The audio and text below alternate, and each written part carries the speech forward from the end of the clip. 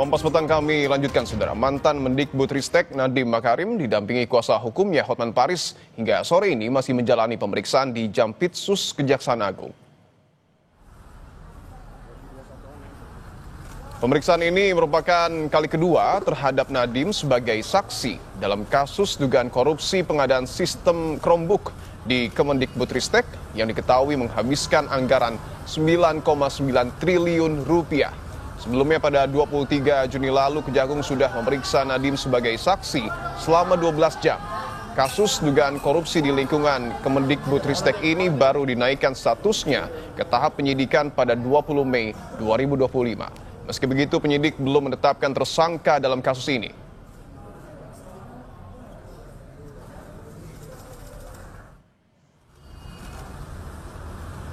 Mengenai pemeriksaan Nadiem untuk kedua kalinya, Kapus Penkum Kejaksaan Agung mengatakan penyidik akan fokus menggali informasi pengadaan Chromebook, mulai dari perencanaan hingga pengawasannya.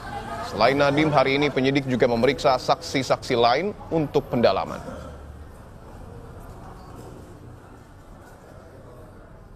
Selain pendalaman terhadap berbagai informasi, juga barangkali konfirmasi ya. Nah, antara lain terkait dengan bagaimana fungsi-fungsi pengawasan ya yang dilakukan dalam konteks bagaimana pengadaan Chromebook ini ya, baik dari sisi perencanaannya, pelaksanaan hingga kondisi saat ini, dan termasuk barangkali secara substansi penyidik yang memahami ya. Karena ini baru berlangsung beberapa waktu, saya kira rekan-rekan media juga harus bersabar. Ya. Ada pihak-pihak yang lain juga yang turut dipanggil dan diperiksa sebagai saksi pada hari ini. Tapi siapa-siapanya tentu nanti akan kita konfirmasi dulu kepada penyidik ya.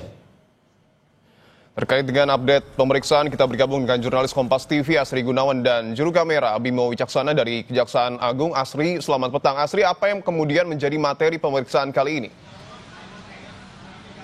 Yang menjadi materi pemeriksaan kali ini oleh penyidik Jampitsus Kejaksaan Agung adalah soal bagaimana perencanaan, pelaksanaan hingga pengawasan terkait dengan proyek pengadaan Chromebook yang dilakukan oleh Kementerian Kebudayaan, Pendidikan, Riset dan Teknologi, yang mana saat itu menteri yang menjabat adalah Nadiem Makarim yang saat ini juga tengah diperiksa oleh penyidik di gedung Jampitsus Kejagung sejak pukul 9 pagi. Kemudian di Polda Saudara, penyidik ini mengatakan bahwa ditemukan adanya indikasi pemufakatan jahat yang dilakukan dengan mengarahkan tim teknis untuk menyusun kemudian rekomendasi ataupun juga kajian pengadaan perangkat teknologi informasi komunikasi berupa laptop berbasis Chrome Operating System, yang mana dinilai oleh Kejaksaan Agung bahwa apa yang menjadi keputusan atau keputusan pengadaan proyek Chromebook ini seolah-olah dibuat karena kebutuhan untuk pendidikan.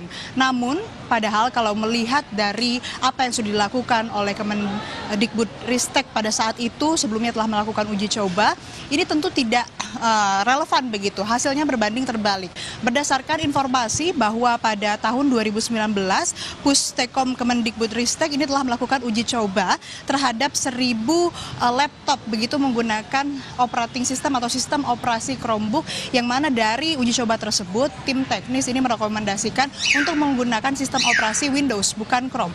Namun setelah evaluasi, justru kebijakan yang diambil dan keputusan yang ditetapkan adalah menggunakan Chrome Operating System. Nah, hal inilah dinilai sebagai pemufakatan jahat yang menjadi pokok perkara ataupun juga indikasi adanya dugaan korupsi dalam pengadaan proyek Chromebook oleh Kemendikbudristek yang saat itu dijabat oleh Nadiem Makarim.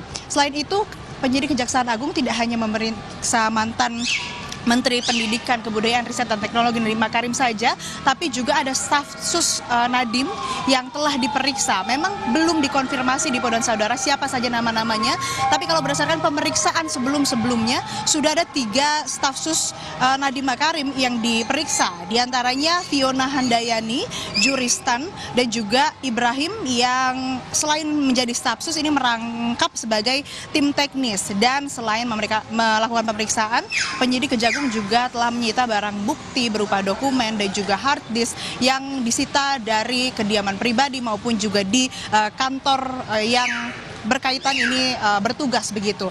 Dan sampai saat ini pemeriksaan masih berlangsung, belum ada pernyataan lebih lanjut dari Kejaksaan Agung.